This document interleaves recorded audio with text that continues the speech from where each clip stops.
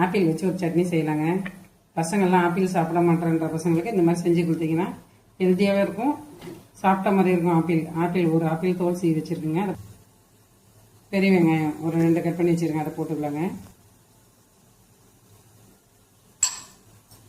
அடுத்து வேர்க்கடலை ஒரு 1/2 கப்பு போட்டுக்கலாங்க. பச்சை மிளகாய் ஒரு 3 சேர்த்துக்கிறேங்க. பூண்டு ஒரு 5 பல், சீரகம் ஒரு 1/2 ஸ்பூனு, உப்பு. இது எல்லாத்தையும் சேர்த்து இப்போ அரைச்சின்னு வந்துடும். சட்னி அரைச்சாச்சுங்க. இப்போ பாருங்கள், 1 ஸ்பூன் எண்ணெய் சேர்த்துக்கலாங்க.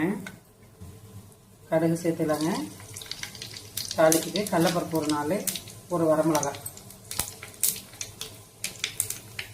கருவேப்பிலைங்க. இது சட்னியில் சேர்த்துடலாங்க.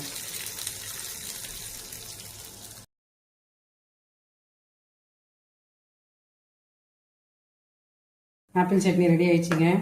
தோசை, இட்லி எல்லாத்துக்குமே வச்சு சாப்பிட்டா சூப்பராக இருக்கும், சுவையாகவும் இருக்குங்க. செஞ்சு சாப்பிட்றதுக்கு கமெண்ட்ல எப்படி இருக்குது சொல்லுங்கள்.